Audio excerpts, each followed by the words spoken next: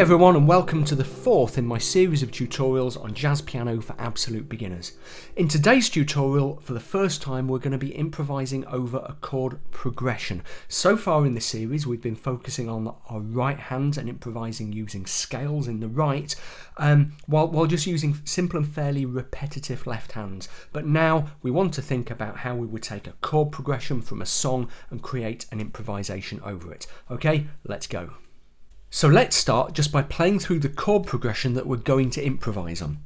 What I should say before I do is that if any of the terminology or the chord names I'm about to use here are kind of new to you, or if if they're unfamiliar or you're not sure, just stick with us for now, because when I've played through the progression and talked about it a bit, I'm going to be sending you in the direction of some other resources that you can use to learn about the more basic theory, okay? But for now, I'm assuming you know some of the very basics. If you don't, stick with us. Let me play through this progression. We're in the key of C major, but the first chord, we'll come back to this in a second, the first chord is D minor 7, and it goes like this. D minor 7, G7, E minor 7, A minor 7, D minor 7, G7, C major 7, C7. And that's the end of the progression, or rather we're back to the start, because this is what we call a looped progression. That C7 at the end takes us very naturally back to the first chord, the D minor 7. Just a couple of things to say here. Although we're in the key of C major, we're starting on a D minor 7 chord. That isn't at all unusual. Most chord progressions start with the chord that the key is named after, in other words, the tonic chord, to use a technical term, but they don't have to.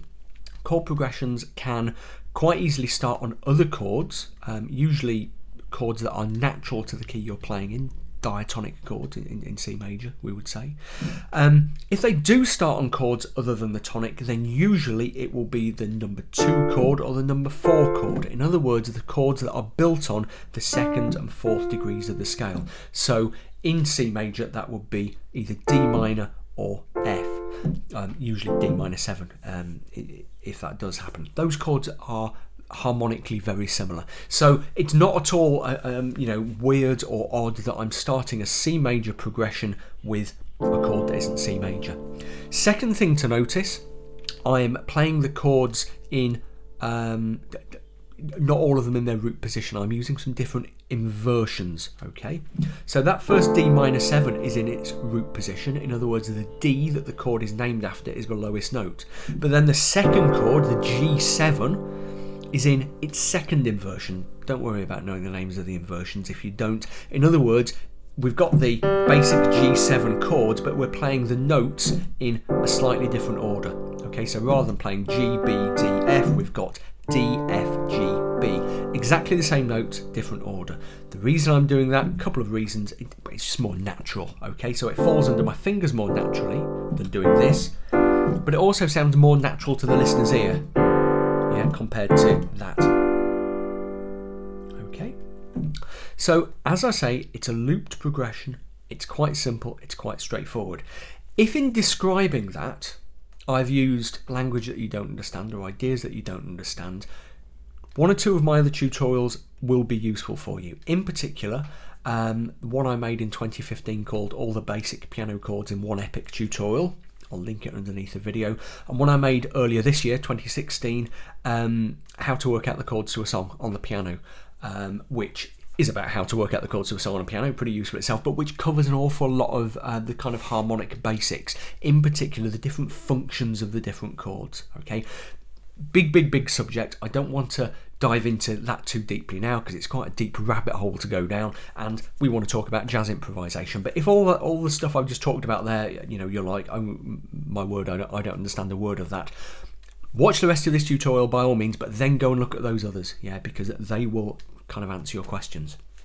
Okay, so when we play the progression, we're going to be playing more or less one chord per per bar in 4 beat bars. I say more or less for a reason I'll explain in a second. Let's just do it in time. Okay, so we've got 1, 2, 3, 4, 1, 2, 3, 4, 1, 2, 3, 4, 1, 2, 3, 4, 1, 2, 3, 4, 1, 2, 3, 4, 1, 2, 3, 4, 1, 2, 3, 4, and the C7 takes us back to the D minor 7. As I say, I might vary that a little bit, particularly in those last 2 bars. All we need is a little kind of taste of that C7 chord. So what I might do in the last 2 bars is actually something like this. 1, 2, 3, 4, 1, 2, 3, 4. In other words, hang on to the C major 7 and just give a couple of beats to the C7. So that's our progression. I'm mainly playing it here, and I'm not using shell chords. Okay, we talked about shells in early tutorials, I know. That's because here we're high up, we're sufficiently high up the piano keyboard that we can play full chords without it sounding too muddy and grotty and clagged up, as it were. If we were playing down here, I would be using shells instead to give it a greater clarity, but here I'm playing full chords each time.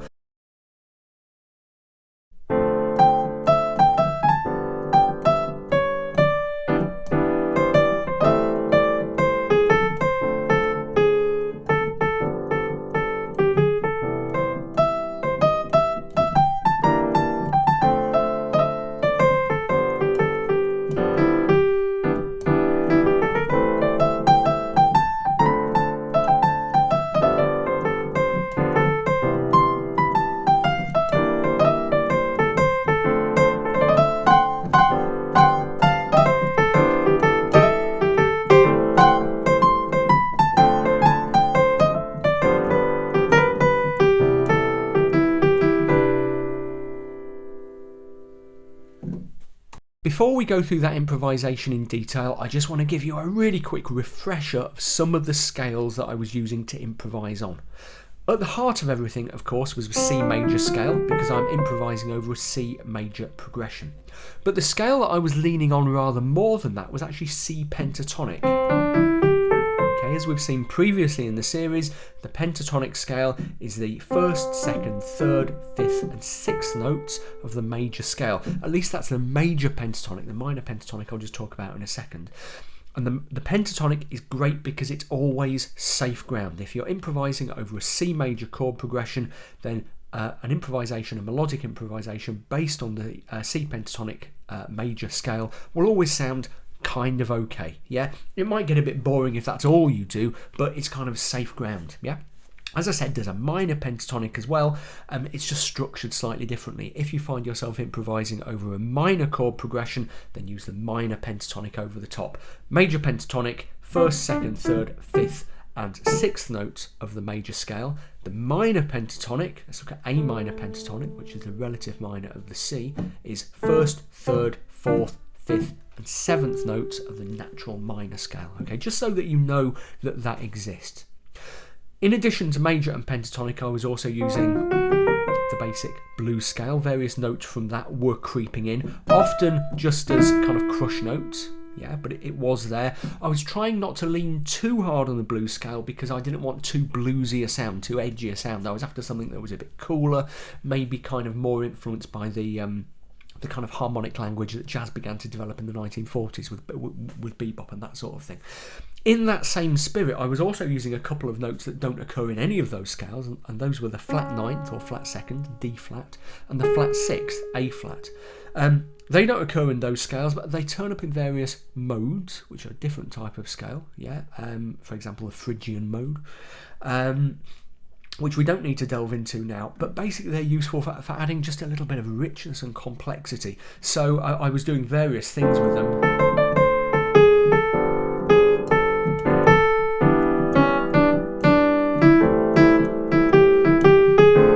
Okay, typically playing them just before I resolved up to the notes immediately afterwards, but they give, as I say, that slightly more contemporary, that slightly cooler sound. Okay, so there are our scales. Let's now go through and look in detail at exactly what I was doing in that improvisation. So here we are in the playback window. What I'm going to do is take you through the improvisation I played a few minutes ago and talk you through what was happening. So with a bit of luck, you can kind of copy it and use it for yourself. One thing I should say, by the way, is that if you want to slow it down in your own time, if you want to go back to that little bit of the video and slow it down, there are some absolutely great services I've discovered online recently for slowing down YouTube videos, because following piano stuff when someone's playing can be quite hard. So there are one or two of those. I mean, Rovid is quite good, rovid.com, and one or two others. I will put links in the description underneath the video. But as I say, for now, let's go through and look at what I was doing. Let's just go through the first few changes to start with. Here we go.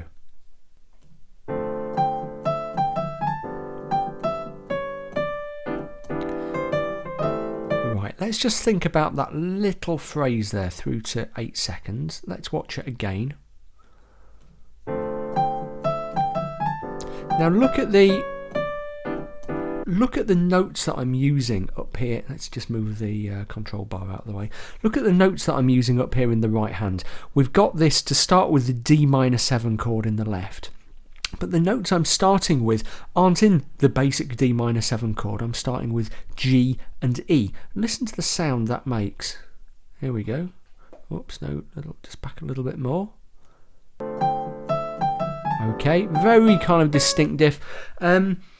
Although those notes don't belong to the chord, clearly they're in the scale of C major, they're in the pentatonic scale of C major, and they do actually belong to a more extended version of the D minor 7 chord. So if we play our basic D minor 7 but then add another third on top of it, an interval of another third on top of it, that gives us E for D minor 9. Okay, and if we add another third, we get G, D minor 11. So you could say that what I was doing there was actually playing around with a D minor 11 chord. Yeah, very, very common thing we do in jazz is extend the chords that we're using. Okay, so rather than just settling, least of all do we use the basic triad chords, but we kind of start with the sevenths as a starting point really, and then go up and use the ninths and the 11ths and sometimes even the 13th, so things begin to get a bit tricky tonality wise up there. Again, if you're not familiar with those kind of chords, lots of my other videos have those in them. Look at all the basic piano chords in one epic tutorial that will go over those for you. But basically I'm starting off improvising on that bit of pentatonic, bit of D minor 11 chord. I'm very quickly coming down onto this D flat, the flat ninth I was talking about a minute or two ago, and just listen to the sound I'm getting there. It's quite a cool little sound to start with.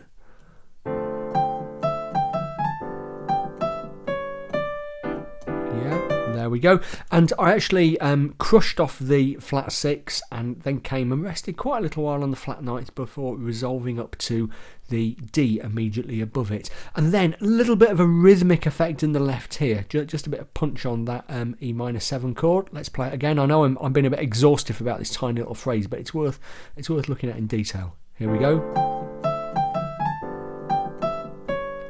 Boom, boom, yeah.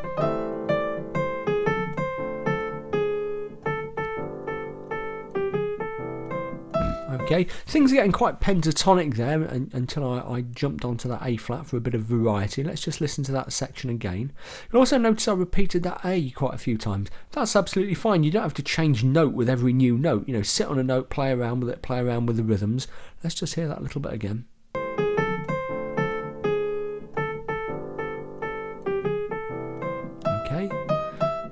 So mostly what I'm doing there is playing around with the pentatonic scale, but dropping in that flat 6, dropping in that flat third a little bit, just to give it a kind of little extra bit of colour. Okay. If you're looking at this and thinking, oh, blimey, this looks difficult, I could never do this, keep practicing the stuff we talked about in the first few tutorials where we're experimenting with building up with the number of notes that we're improvising on in order to, build our confidence with improvisation. Look what I've done here, by the way. The first time we've come to that C7 chord in the left, I haven't actually played a C7. I've played C9. Yeah, so I've taken the C off the bottom, played the rest of the 7th chord, and added this D at the top. Just gives it a slightly more exotic sound. That's a classic kind of chord extension. Let's just listen to that. So we're going to go from the second D minor 7 chord in the progression. Here we go. G7, C major 7, C7. And as I said I would do, I just gave you a kind of little taste of the C7 chord there, just to bring us back naturally to the D minor 7. Okay, so now we're the second time through the progression. Let's see what happens here. Let's just wheel back a little bit. Here we go. Okay, quite an interesting little thing to notice there. Now, I just made fatal kind of, well, it wasn't fatal, it didn't stop me, tiny kind of hesitation coming up to the E minor 7 chord. A bit of my brain was saying, no, you have to go to the C chord. But so there was a tiny little wiggle there. And I left that in. I could have just reshot it and pretend that I never make mistakes. But that would be kind of dishonest. But also to make the point that if you do make a mistake, oftentimes you can just grind on through, and most people listening won't notice. Yeah, you've all noticed that now, of course, because I've drawn your attention to it. But you don't have to do that.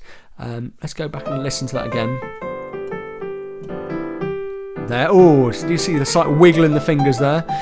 In the right, I'm kind of mixing and matching my scale a bit more. I've got a little run up there going on, using bits of the major scale and a little bit from the blues scale there. There we go. Okay.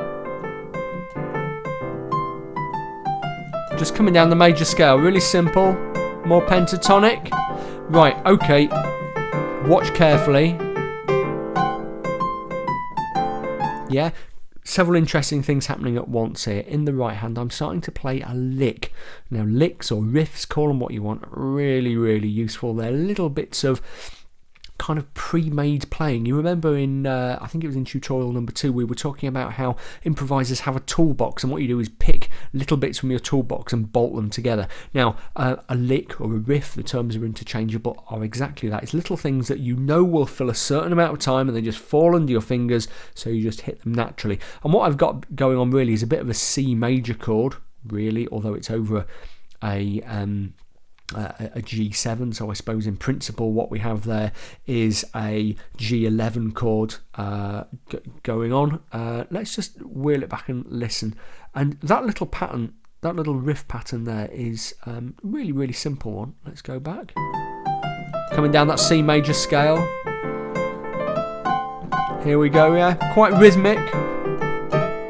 And that one as well, yeah.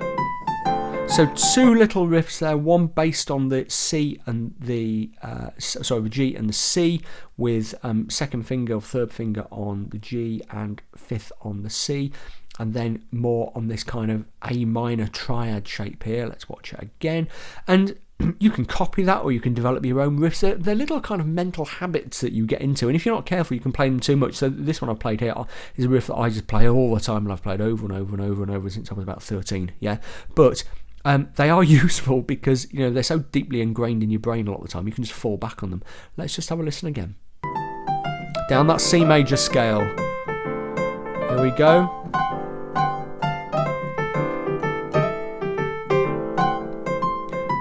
Notice how that's kind of quite buff, quite percussive, quite rhythmic. Yeah, that's got an interesting feature of riffs. You can, or of jazz playing or blues playing or whatever in general. You can really kind of use the piano as a percussion instrument. You could tell I was doing, because I was making the camera and the mic wobble a little bit there. It always happens when I get a bit excited.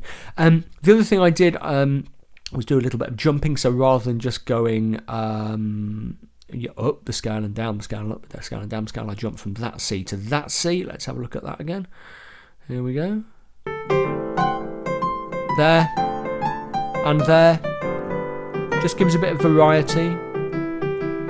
And there's a nice C major 9 chord to finish on, played in quite a neat little inversion there. Okay, so there we go. It is, clearly you might feel you've got a lot of practice to go to to get to this level. It's not a super advanced level that I'm playing at. There are much better jazz pianists out there than me, frankly.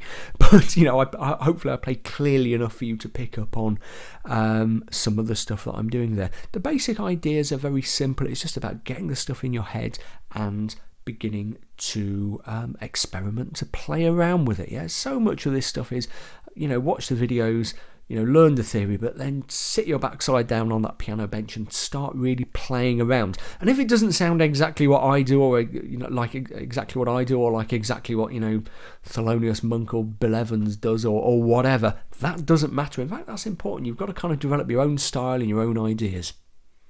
Just before I go, I just ask you to like and maybe share the video if you've enjoyed it. Do subscribe to my channel if you're not already subscribed. And as usual, I'll just give a quick mention to my book, How to Really Play the Piano, Stuff Your Teacher Never Taught You. If you have had some basic piano lessons, or you can read piano music and you want to know about chords and improvisation and stuff, this will communicate that to you in kind of language that you understand, as it were. You do need to read basic piano music, but when it comes to the basics of piano chords and getting started with improvisation, this book will really help you. Lots of people really enjoy it. Actually, lots of people have said how useful it is, especially as a kind of backup for helping you get the most out of my video tutorials. So that's it, I'll stop gabbing on. As I said, next tutorial out next month. I will see you there. Take care, bye bye.